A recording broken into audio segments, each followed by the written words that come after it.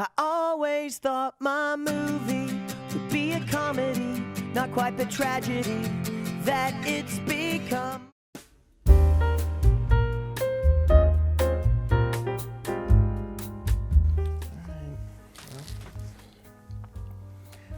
How's it going, everyone? We are, well, we've gone back in time, clearly, because you might be wondering, how are they in a blockbuster? They don't exist. And, again, we went back in time. We've actually been stuck in here for the past, 15 years. But there's pretty much any movie we could possibly watch, at least before 2005. That's still here, so that's what we're doing right now. Again, I'm Mark. I'm Ian. He's Ian. We're the Uncaped Crusaders. We have a podcast, Uncaped Crusaders Review. You can check it out on all podcast platforms. Talk about Batman. We've gone through every Batman movie ever made, animated, live action, everything. We've also now been going through the 66 show with Adam West and the animated series as well. But we're switching things up. We used to do this movie swap thing as part of that podcast, but now we're going to do it here on YouTube, more of a video thing. So that's what we have. Yeah. For today, we each watched, basically this is how it works. We each give the other one a movie to watch that they haven't seen, and they have to watch it, and then we come back and talk about it the next week. So it's a way to just keep watching movies, especially right now with nothing Lockdown, happening and no new movies. That's what we're doing for the moment. So Good way to expand your library, see films that normally you wouldn't, especially if you're stubborn. All right, fine, fair enough. But so this week I watched Blade Runner 2049 and Ian watched Rear Window. Right. So those are the two that we're going to talk about today. So Ian, how about you get us kicked off here? Alfred Hitchcock, all-time masterpiece, one of the greatest directors of all time. Rear Window, 1954, James Stewart. Basically all takes place one location. I'm curious to hear your thoughts on this movie. Well, I've only ventured into Hitchcock a little bit. Yeah, but both of us haven't seen enough Hitchcock. And, sure. If you're any type of film buff, eventually you have to. I saw Psycho, of course, a long time ago. You have to. That's the best, for sure. For sure, yeah. And then you had me watch Vertigo not too long ago. I didn't like Vertigo as much as everybody else. Me neither. I like Vertigo. I don't think it's quite up there. People put Vertigo up as one of the top 5 greatest movies. Yeah. I think Psycho's better. Yeah, I agree. Than Vertigo. So I would put Psycho in that ahead of Vertigo. I mean, the filmmaking that is. Oh yeah, no, it's a great movie. I just don't enjoy it quite as much. But I liked way more. Right up there with Psycho for sure. I don't mind the movie being set in one location. I like a lot of movies that do that, but this one, as you mentioned, the dialogue is probably the first thing you notice. Is so freaking good. It is. Right from the first back and forth with his him nurse and his nurse or whatever caretaker. You're just sitting here and I'm just this. You don't get this anymore. You don't hear this good of dialogue. We get Sorkin dialogue, which is good, but sure. you know for a second who it is. Isn't real speech either. No. It's great to listen to. Right. Nobody talks No. And then it's crappy dialogue, and that's all we get nowadays. But that was what off the bat was okay, I'm already liking this. And then the premise alone is so cool about the whole he's watching all of his neighbors. It doesn't sound that interesting, but you're invested. He's incapacitated. He can't go anywhere. Right. And then you're actually you find yourself yeah, what was that guy doing? Or what's a hot chick dancing in a bikini doing? And you actually get invested. And then you add the whole mystery about the guy who may or may not have murdered his wife. And spoilers, by the way. All these movies, we're going to talk spoilers for all of them. For a 60-year-old movie, right, yeah. Right. But just heads up for the show. Blade Runner we're going to talk but that's about more recent. But yeah. Because that, and that's when the film really takes off. But it's definitely not a horror movie. It's more suspense. No. Which Hitchcock, it's not even a thriller like a lot of his movies are. 2 scenes maybe. Yeah. Again, he's known as the king of suspense and thrillers, but for the most of the movie is pretty. I don't know what you would even call it. Not comedy. It's just a drama. Basically. Yeah. There's a lot of it. The film is about his relationship with Grace Kelly, who's, as you called it, 10 seconds, man. First 10 seconds, you're all right. I'm in. What did bother me though is I'm not the biggest Jimmy Stewart fan. He's iconic. His voice is weird to me, and but he's in everything, so you have to get over it. But the part that did annoy me is how Grace Kelly is throwing herself at him. I'm dude, shut up and just marry the woman. Like Mm-hmm. when you have a perfect woman like that who comes over and like brings you food, is like helping you recuperate and wants to marry you, who cares about your job? Like that was the only part Yeah, where I was like, yeah. what?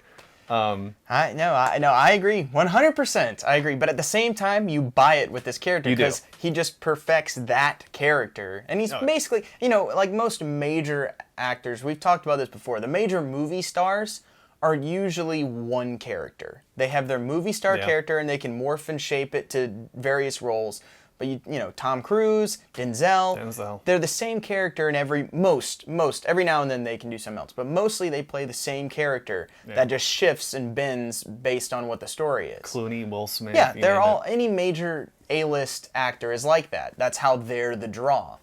And that's what James Stewart is. Yeah. And so he's And basically again- playing a version of the same character, but it's so good. Yeah, I mean, he nails it. And granted, I know men who are like that, who are like, Yeah, yeah. even with a perfect woman, it's like, okay, put aside your pride or your ego or whatever about your job, but no. And so I was worried a little bit when she goes over there. The most suspenseful part of the movie where she goes and like into the guy's apartment and is like looking around. I'm like, I swear to God, Hitchcock, if you kill her and not him, because like I was getting like vertigo flashbacks. I was like, no, Yeah. don't like. And so I was glad that the ending was somewhat like, actually a pretty happy ending, Yeah. all things considered, which you don't get from Hitchcock very often, if ever. So I was really happy for that because I'm a sucker for happy endings. But yeah, but that part, I mean, again, the way he films it is so like nail biting, and you're just like, oh God, because like you see the wide shot of the apartment, you can see like the hallway.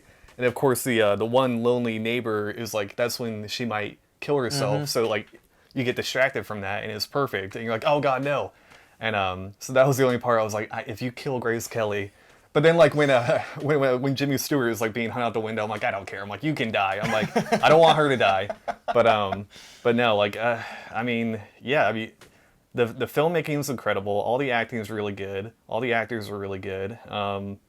The pacing is great. I mean, again, It is. You're not bored. No, and again, you're in an apartment building room. You never leave. You only look out of it. You never. Yeah, you never leave. Yeah, the because everyone apartment. else leaves. Yep. Yeah, I mean, again, that's why he's brilliant, and it's a really enjoyable movie. If you haven't seen it, you need to. Like, Yes. it's not overhyped. It's not. No, it deserves every bit of praise it gets. Again, and I'm objective. I didn't like Vertigo. I'm not just like, oh, any Hitchcock I love. This is really good, just as a film. Yeah, and this is one I saw just recently too. One I'd been meaning to watch, but as soon as I saw it, I was like, all right, I'm gonna have Ian watch that one because this is just so. It's just so well crafted. But the biggest thing that stood out, which we already talked about, is just the dialogue of it. Yeah. Is just so good. It's so somehow it's able to be mostly about nothing. It's just normal dialogue that's not in and of itself really that interesting, but somehow you're constantly entertained with these people just talking for the whole movie. Yeah. That's pretty much it. The other cool thing I like about this movie is the way it plays with the whole idea of an audience for movies. So the whole point of watching a movie is you're watching everything. Yeah. You're watching everything about a character. You're watching, intimate moments. You're watching everything. You're a voyeur looking at them, but you don't really think about it. But then in this movie, the character is doing that as the character in the movie, and so the way it's shot when you're looking in everyone's window, it makes you feel a little uneasy about it, which you don't normally feel when watching a movie. So I like that it actually plays with the idea of an audience for movies in the movie itself with Yeah. a character bringing attention to it. And so then you're aware of it as an audience. The other when thing you're I watching liked the movie. is that I liked how it didn't go with like the easy kind of conflict of like, everyone's like, what are you talking about? Why do you think the guy murdered his wife? I like, at first Lisa's like, you're being weird, and his nurse, but I liked how even they like came in on it and they were like, oh, actually, yeah, we see what you mean. And they even get invested and they're like, no, we need to find out if he did or not. I liked how it wasn't just like him against the world and like no one will believe him. And, like, no, I liked how even they were brought in and totally hooked. Yeah, and another thing I was a little thrown off by, just because it was Hitchcock, is the whole time I was like, all right, the end of this movie is definitely going to be them doing something and him not nothing happened. I thought that I was like, that's going to be the ending of this movie. That's going to be the big twist, and they're going to do something illegal or something to him or kill him or completely something, innocent, and he's yeah. totally innocent, and that's going to be the big thing. And it wasn't. It was straightforward the whole time, and I was kind of so. In a way, I was thrown off by the end, almost in a bad way, where I'm like, I wasn't fully invested in the ending scenes just because I kept waiting on that twist to happen at some point, and then it didn't, and I was a little thrown off. But I like it. I like the way they did it. But feel like it we've been, did like- throw me off a little bit. Also, another thing we haven't talked about is Raymond Burr playing Thorgood. Yeah. Is that his name? The guy? Thorne's Wall. Yeah, Thorne's Wall. Creepy. Freaking Raymond Burr is outstanding. I mean, I am the biggest fan of Perry Mason. I freaking yeah. love that. I love that show. And seeing him, this was, I think, this was like 54? 2 or 3 years before Perry Mason. I want to say Perry Mason started maybe 55 or 57. Yeah, this was right before. And so this was like right before he was real big with that. And it's weird because they make him look a lot older than he is in this movie. Yeah. But just how creepy he is in this movie compared to how much of a badass he is as Perry Mason.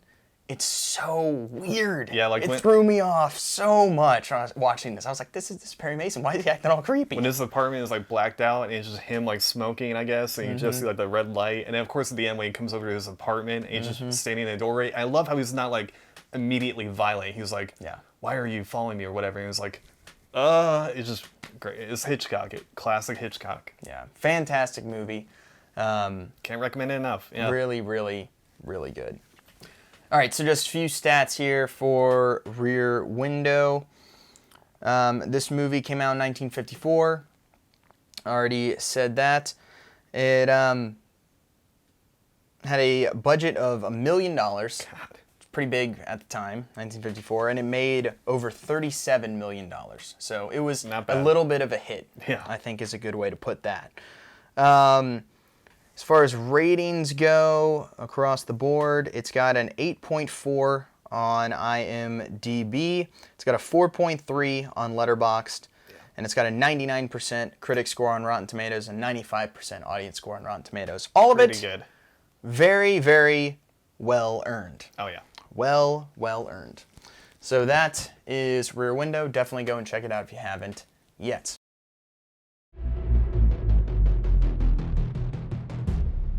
I know. What do you want? I want to ask you some questions. Now it's time to move on. Talk about the movie that I watched, Blade Runner 1949. I'm gonna pull out the notepad that I pulled out from Mark is behind the professional. He counter, took notes. way over there. And well, to be honest, a lot of it is questions. Okay. A lot of it's questions because this thing. I'm gonna start right off. I liked this movie. I did. I enjoyed this movie. I'm not a big Blade Runner fan. I'm not Sorry, either. if that disqualifies us. I apologize. I'm a huge Ridley Scott fan, not a big Yeah, Blade Runner I like fan. Ridley. I'm a big Ridley Scott fan. Big Harrison Ford fan. Of course. Just not a huge Blade Runner fan. Now, to be fair, I haven't seen the final cut of the movie, which everyone says is way, way better from 2007. It's a million cuts, but yeah. I mean, But sure. but everyone says that's the best one. I have not seen that one. I've seen the original theatrical cut. So maybe that one I would like better. Maybe watching it now I would like it better because it's been a while since I've seen it. Anyway, not as a big fan of that movie. I wasn't putting a huge priority in seeing this movie. I did want to see it in theaters. I did, and it just didn't happen. And then after that, I haven't watched it since then because it's one where I'm like, all right, I know it's this beautiful movie, and I'm mad that I missed it in theaters. That being said, finally got to it. Really did enjoy it. I thought it was better than the first one. I agree. Denis, what is it? Villeneuve. Villeneuve? Yeah, Villeneuve, Killing it. outstanding. One of the best directors working today. Really, really good. Just sheer craftsman with the way he's able to create everything that he does is spectacular. Really, really good.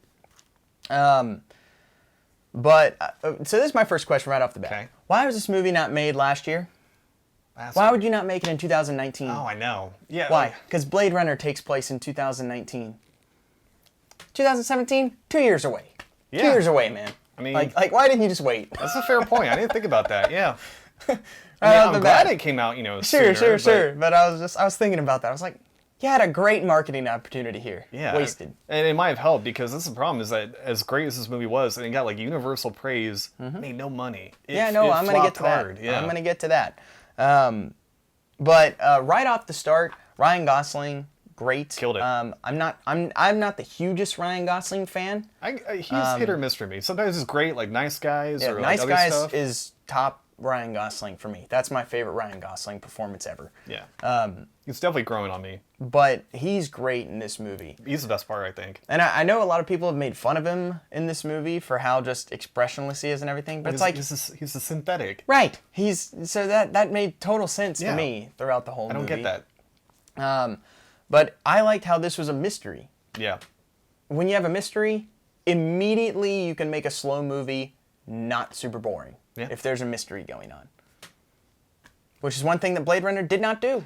No, that is one of the biggest gripes I have with the original is that it is a slow burn. And I don't mind a slow burn, but Sure. there's a difference between slow burn and please something happen. Right, Like, you know, right. of course it's noir, this is very type of like, atmospheric, but it drags, definitely the first one. Yeah, and even with this one, it's too long. It is. It's too That's long. my big it's complaint. 2 hours. It's like 2:45. Right I under think. 3, yeah. And it I does think you not could- have to be. I think you could cut a good 20 minutes, that'd be perfect. You could keep the movie the exact same and just half, like a third of the scenes, and you would have lost nothing, and it would have flowed better. The scenes when he's like wandering around, like when he goes to the factory to find the horse, you could cut like a good 5 Same minutes. with when out he of it. goes to find Harrison Ford. And it looks great. It like, does. It but is. I totally agree. You could cut a lot of that out, and you're not gonna ruin anything. It's just like in watching The Revenant. Yep, that's It's the same great thing. example. You're there, and you're like, Beautiful. all right, do we need the 57th shot looking Of ice, straight yeah. up at the trees and the No. sky? Like, you don't. Like, No. yes, it looks great, but we don't need it every time. Yeah. So that's a little complaint I had with that part. But again, even though it is slow and it is a little too long, even when you do maybe feel it's dragging a little bit, it keeps going. Like, Yeah. there's always something happening. There's There's someone payoff figuring to it, something yeah. out, or again, the mystery element of it And again, like is there throughout. the technicality in the filmmaking, like even when you are bored and just watching him wander, you're just It's in beautiful. awe of like the cinematography and the set design. So it's not for nothing, but yeah. Yeah, that's the story-wise, biggest thing. It's beautiful. I mean, it's- Beautiful movie. It's Is gorgeous. Denis Villeneuve, all the set Gorgeous. designs, great CGI, and then of course the cinematography by Roger Deakins, which and it is you can't beat. outstanding. It is some of the most beautiful visuals you'll ever see in a movie. Again, ever. a film with a lot of CGI, but looks great. Yeah. This isn't The Hobbit or like other crap like No, that. It looks great. No. It blends perfectly. Another thing is how much they keep the Blade Runner aesthetic Oh yeah. of. It was made in the 80s before all the touch screen and the whole thing took over. Yeah. So it's everything, even in the future, is still analog. So in this movie, they don't build from our world technology. They build from That's a great point. the first Blade Runner, and they update it, but it's still all analog. Yeah, it's still like pretty that much. cyberpunk. It's not like So- clear screens and everything. Right. That's a So good point. it fits the world, and you feel like you're still in the same world. Yeah. Also, it's just it's more interesting than everything digital. It's just more Yeah. interesting. I mean, they have the holograms and everything. Yeah, I mean, but I know what you're talking about. Yeah, like It is another thing. I love Blade Runner for everything we can say about it. It set the whole standard of what sci-fi looks like. Oh, yeah. From then on out. dystopian future. Yeah, totally. and everything is copied from that. Yeah. Minority Report's the exact same thing. Every I mean, it's a video different game. story, but the world is exactly the same. Even like Attack of the Clones. Oh yeah, Coruscant. Watching Coruscant there, it's the same Yeah. type of thing. So I love it. I yeah. love that stuff. The world building in this is phenomenal. Like, you believe everything you're seeing. It all looks great. It all Yeah. fits in Feels perfectly. huge scope. It feels real. It doesn't Yeah. feel like you're watching CGI. No. Everything feels real. Even the CGI stuff feels real. So Oh, yeah. I like that. Right off the bat, beginning of the movie, Dave Bautista. Oh yeah. I'm just like, oh, I didn't know he was in it. Yes, I'm all in. I'm Would all in like on, more. on watching Batista. I know. And the first thing that struck me, I was like, oh my gosh, they made him look old. Yeah, they did. They made him look really old. But It is. still like physically imposing because it's Dave Bautista. And but that's one of my first gripes. I'm sorry, Ryan Gosling is not even going to touch Dave Bautista. I know they're replicants and they're enhanced strength, and But even Bautista's then- the older model, and like I get all of that, but I'm sorry, you put Ryan Gosling and Bautista, and Ryan Gosling is outmatching him. I'm sitting like, I understand the logic in the movie. yeah. I still don't buy it. Like just watching it. human Batista would give a synthetic or replicant trouble. Right, Like so a right. replicant Yeah. Batista is like a tank. Yeah. But, I agree. So that was funny, just right It off was, the yeah. bat. And he's great in just He's this great. tiny role. He's so good. Yeah. And I really hope we get to see more of him in like these good roles. Well, he's gonna be in Villeneuve's next film, Dune, which he's working on, which is like huge, like sci-fi yeah, fantasy. So yeah, that's true. That's true. We'll see how that is. hopefully but it doesn't suck. that right off the bat, I thought was just funny. Obviously, all the stuff. I just wrote down a few words that I thought really described this movie. One was beautiful. Yeah.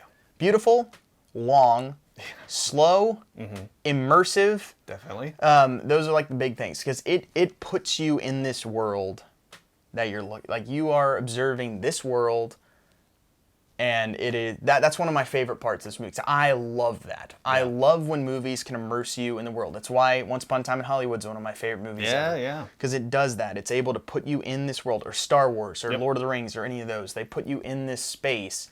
And that's basically a character in and of itself, and I really like that. And this Yeah. did a really good job with the music too. Score, yeah, Hans Zimmer. Music is great. Killed it. Fantastic. And it's not like the traditional Hans Zimmer No, score no, either, it's- which I like because it's Oh, starting yeah. to get a little repetitive now. You know instantly when you hear it, like that's Hans. But this is not that. It- You don't again, think perfect for Hans the Zimmer setting. because it just fits. It's this dull Synth, yeah. rumble. It's so good. It's perfect. All the characters are good. Are well acted. Yeah, oh yeah. All of them really well acted. Jared Leto was good as the creepy Wallace He's in it briefly, guy. which Robin helps. Wright is good as Yeah, I the love Robin Wright. the police chief or whatever she is. Commissioner. But the big ones are Ryan Gosling and then Anna de Armas is Yeah, great. as like his virtual girlfriend or I love whatever that is really whole- good. yeah. She's really good. Some other things. There's some threads in this movie that went nowhere. Went absolutely nowhere. So I have a bunch of questions I wrote down. Okay. Why is having like replicants reproducing? Because that's one of the big things with this movie. How is that really all that more effective? Are they able to reproduce faster than 9 months like humans? They never touch on that because if it's still 9 months, this is going to take a long time still. And I Yeah. feel like you can build one way faster. Build one to adult way faster than birthing them over 9 months as babies and then them having to grow. I just don't feel like how that's a better system. Oh yeah, like I think the whole point is not that it's like more effective. It's more of like the No, ethical... Jared Leto's is more effective. That's Yeah. why he wants to do it. Yeah. And I don't get that. No, like I get the whole like them being able to procreate with each other is like ethically Sure, a huge. sure. But yeah, like in terms of like if you want to make more replicants, no, just keep doing what you're doing. Yeah, I didn't get that part. But then you have the whole like humanity of if they can procreate and have their own offspring, does that make them more? right. Yeah. With But that, who is Wallace? Who is this Wallace. character? What is his motivation? Jared Why is he Leto? here? Yeah. Oh, I don't know. What's he there for? It doesn't go anywhere. There's not a showdown with him at the end. There's not a final revolution with he him. It's just leaves, it's yeah. gone. Nothing. Yeah, maybe they nowhere. maybe they planned on doing more, but maybe since it underperformed. Yeah, so don't know. Why didn't Robin Wright's character lead to anything? It's like she's just there And then it's dies. Yeah. and serves no purpose really, other than just a one little dialogue scene of Ryan Gosling talking to her. That's yeah. the only scene of importance she has. Yeah. Kind of a waste of a big actor. But They didn't even have him find out she had died. Like, nothing. They did nothing with any no. of it. It was very weird. There was more of a reaction to Desmalchin's death than Robin Wright's death. They at least knew he died. yeah, and that was pretty graphic too. That was awesome. Yeah, that was cool. really well done. Yeah. So that was another thing. It seems just very convenient that the daughter just happened to be introduced as the person who makes dreams. Still a Just cool randomly. twist. The scene doesn't make any sense in the movie until the end. You're like, oh, that's why we had that scene. Yeah, and to be fair, I didn't see it coming, so Well, no, they because did a it good makes job of... it doesn't really make any sense why that would be that. Also, this is another problem. So why and how did she implant her own memory inside of Kay Ryan Gosling's character. Why? Why him? How? And then how did she not know it was her own memory when she read it from him or say anything about it? None of that made any sense. I think she knew, but yeah, the fact that she didn't say anything about it is like, None of that from start. How did she know to implant it in him? Where did this even come from? Why does he have this? None of this makes any sense. you can't read too much into that part. It's the biggest thread in the whole movie, and it doesn't make any sense why it's there. Sorry, it doesn't make any sense. So why doesn't Wallace's men take Kay as well as Decker? Oh, Isn't he more important? Or at Because least, he's like- the one who should have knows stuff or technically killed the kid or something. Like, wouldn't he be somewhat valuable? Or at least like kill him so he can't come back. Right. And yeah, sure. They just leave him. Yeah. I thought they were coming after him, not Decker. That was very confusing Yeah. to me. Yeah, the part I like the most about the movie is I love Ryan Gosling's arc. Yeah. Oh yeah. No, it's fantastic. 'cause The I whole love- thing of him thinking he's I the love that's he's good the special subversion. child and then not. Yeah. Because that's what you think, really like, oh, well he's done. gonna be the child of Harrison Ford. And I love how he isn't, and then like Yes. when his nose broken, and he goes into the rain, and his replicant girlfriend is there, and he's like, oh, and she calls him the name that she calls everybody. Clearly, he's like, Right. oh, I'm not special, but I can still have meaning with my life if I do something worthwhile, which is saving Mm-hmm. Harrison Ford. Yeah, that was the part I liked the most. Yeah, that was awesome. Yeah. Great story arc with Yeah. that character for sure. But yeah, I don't care about this revolution. I don't care about the replicants getting fair treatment. I don't care. I'm Yeah, I sorry. mean, I don't- it's like when they kill robots in movies and they make I it agree. sad. I'm like, I don't care. Yeah. You're a Build another robot. one, yeah. There's two robots I care about ever, and it's R2D2 and C3PO, and that is it. I'm sorry. That's where it begins and ends. Yeah. If it's a non-human character, I don't feel that bad about it. I'm sorry. Or Yeah. alien, whatever. Sometimes that's different, but it's not a living thing. That type of thing. Anyway, so that was. I don't know why they had to put that in there randomly, as a like scene that didn't lead anywhere or lead really. to anything at all. Anyway, but after all those questions, Still I a great enjoyed the movie. No, Good. it's a very good movie. It's a very interesting mystery. Really good, a good plot thread that follows some interesting, different decisions. Really good acting by everyone there. The villain, the chick villain, Love, was really good. I Yeah, thought. she was a weird character, Yeah. but she was effective. Yeah. She did a good job. Really good performance by Harrison Ford. Really good. One of the best old Harrison Ford performances we've seen. As which, good as to be he can fair, be. isn't saying a whole lot, but No. I thought he did a great job. To be honest, I think he's better in this movie than in Blade Runner. I feel like he shows more Which is emotion weird. in this movie than in Blade Because Runner. that's prime Harrison Ford, but he does Right. not care in Blade Runner. Whereas here, he doesn't care in real life, but he's actually pretty good in this one. Yeah, Makes no I liked sense. him a lot. I liked him a lot in this movie. And I don't like recent Harrison Ford, and he was pretty good in this one. Yeah, so I enjoyed He's seeing only that. in it a little bit. And that's the other Yeah, part I he's love not in about it this for like an movie. hour and a half. I love how it's not. It's Yeah. a proper sequel. It's not a soft reboot, which they totally could Yeah, have that's done. the other thing. It's a really well done sequel. This is what sequels are supposed to be. Especially like 30 years later, which like They- you do they- not expect that to be good. They expand on everything that worked in the first movie. Give you new characters to Make love. they use that stuff more. They cut out more of the stuff that didn't work. Yep. That's the way sequels are supposed to be done, and job. that's exactly what this one does. And that's definitely the best part. It's just how well of a sequel it is. Yeah, better than the original, I Yeah, think. I agree. Better than the original too. So, few stats on Blade Runner 2049 came out 2017. What was the budget? Yeah, budget $150 million budget. But it shows like that's Yes, a big it does. budget, Yes, but it does. looks great. But But I don't understand why it got that big of a budget because CGI. it only grossed $259 million. It lost $60 million yeah, damn it. basically. It's sad. But to me that's a no duh because the first one didn't do well. Well, yeah, the first one didn't do well. The first one it only made $41 million on like a $28 million budget. Yeah, the first one was a cult classic. It really gained So popularity. you after. already have a movie that a lot of people aren't huge fans of, kind of split, Yeah. and didn't do well. It's not and you're going to make a blockbuster appeal. 30-year-old sequel and give it $150 million and think it's going to make that back? And that again- seems weird. And again, that runtime intimidated people. Yeah, that's true. It's a lot. I don't understand the logic behind the market, like the decision of making this movie. I'm happy they did it because it's Again, really good. yeah. But it doesn't seem like the smartest move. It doesn't No. shock me And that the it didn't studio's make going to money. take that and be like, oh, well, why would we Yeah. venture out and do something like that when we can That's the make biggest problem with doing stuff like that, is it potentially can harm further movies. ambition gets punished? But good stats across the board. an 8 on IMDb, 4.1 on Letterboxd, Yeah. 87% critic rating Rotten Tomatoes, and 81% audience score on Rotten Tomatoes. So good things movie. across the board. Oh, yeah. And is a really good movie. I would recommend seeing that one if you have, a whole weekend. Yeah, you need Yeah, time. I had to break it up watching it last night. A couple of pauses. There's still a page left.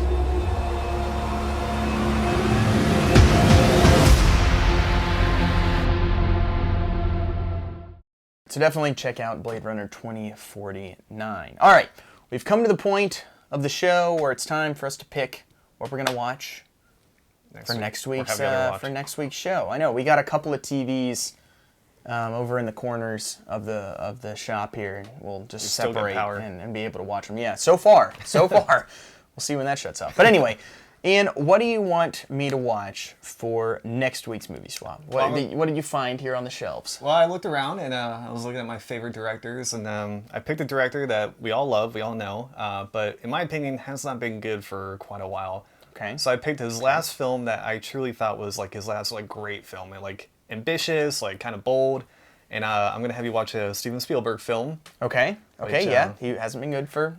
It's been a little cold iffy. lately. There's been some, Minority Report. Yeah. You got a handful, but I think this was right after. even that was 15. What was that? 2006. Yeah, it was early. This is Still 2005, I believe. Or Okay. right around there. Yeah. So I'm gonna Yeah. have you watch Munich. Okay. The true story Yeah, I've about been the meaning to watch Operation Hand of God after the Munich terrorist attack that basically Israel sends their commandos to kill the people responsible. It's a great espionage film. Eric Bana, his like first film. I think like Daniel Craig's first film. Okay. Before Bond, but a really good movie. I'll be curious. A little bit of a weird ending. You'll know what I'm talking about when you see it, but really good. I like it a lot. All right, fair enough. Were you able to find a copy of it somewhere? Yeah, a DVD There we copy. go, No we still Blu-ray. got 'em. Yeah, this is before Blu-ray. Yeah, we didn't have, when this thing closed, there weren't really Blu-rays yet. Yeah. So that's it. All right, well, perfect. So I'm going to watch Munich, Steven Spielberg movie. Yeah. What do you got for me? All right. So I had a couple different thoughts about what I wanted you to watch for this week. Okay. Usually we try and kind of change it up. Right. Go comedy to action or to drama or to Modern change up the classic, decades. yeah. Don't want to keep it the same. But that being said, I decided against that, and I was going to keep it the same for this week just because this film to me is very, very similar to one you just watched, Rear Window. Same decade. It was made a couple years later in the 50s, and it is probably the best written movie I've ever seen in my life. And it is 12 Angry Men. An absolute masterpiece of dialogue. And there's great dialogue. Tarantino has great dialogue. Sorkin, great dialogue. There's a lot of really good stuff, obviously, with Hitchcock and some of his stuff. But I think this takes to a whole nother level because the whole thing takes place in one room. Everything. I mean, Rear Window took place in one room, but you're constantly looking out. You're looking into other rooms. There's still some of that. Yeah. It's some community environment there. That is not the case with this one. It is one room. You do not really see out the window. You do not see out the door. You do not see anything. You do not see anything else but this one conference room with a table and 12 men, and that is it. It's based off a play, so that's where this comes, obviously that type of thing comes from. Yeah. But it is done so well. You're never bored. You're always interested. Every character's developed. Every character's interesting. Fantastic film. Great. No, I've been meaning to watch this one, so perfect. Well, So we there got you to watch that. You can watch over in that corner, and I'll Yeah. watch over in this corner, and then we can meet back up next week and talk about it again for Movie Swap. But yeah, 12 Angry Men, Sweet. definitely worth a watch. For sure. And you guys can watch along with us too if you guys want to watch these movies and then join us again for the next episode as we talk about them. So you know what we're talking about. Yeah, exactly. Feel free to do that as well. But Because we don't pick bad movies. We're not making each other watch bad movies like, oh, you got to watch this movie that I hated and I just want to see you suffer. No, One we're day. watching. one day. When we run out of ideas, maybe. It's going to happen Yeah. at some point. There are That'll only be so many funny. good movies. That'll be funny. Yeah. But also, we've been doing this for like 7 months, so we've yeah, already almost done a a year, bunch yeah. of them. Yeah, a lot of good ones. Where we've been giving each other different movies. But we'll also change things up with the show. We'll do shows where we'll just talk about one movie that we like. We'll do shows when movies start coming out again. We'll review new movies as well. When we're able to get out of here and see new movies, yeah. Yeah, well maybe we can look out the window and if someone else that's is true. maybe There's a watching theater it over there, yeah. Yeah, so we'll see. We'll figure something out. But yeah, so that's kind of the whole thing with the show. This has been the first episode, trial run, I guess, of Movie Swap.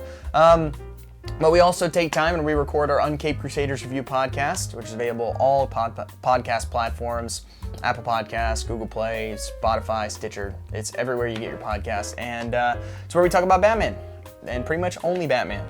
We're watching a Batman animated series right now, and the Adam West 66 TV show. We alternate weeks. We'll talk about a couple episodes of one week, and then switch to the next show the next week. If you want to look through our back catalog, we've done every single Batman movie made, every live action, every animated one, bad, good all of them. So definitely check those out. Obviously, whenever Batman movies come out, we're going to talk about them on that podcast as well. We talk news, different news for the Batman and stuff like that. So definitely check that podcast out. Drops on Friday mornings. And then and you can come to YouTube and watch us struggle in this abandoned blockbuster as we watch some of our favorite movies. That's the only thing keeping us sane. It's true. Barely, yeah. but we're making it Low so bar. far. Exactly. All right, guys, thank you so much for watching this first episode of Movie Swap, and we will talk to you, hopefully, next week. Sequel, honey, I'm the guy who gets the girl.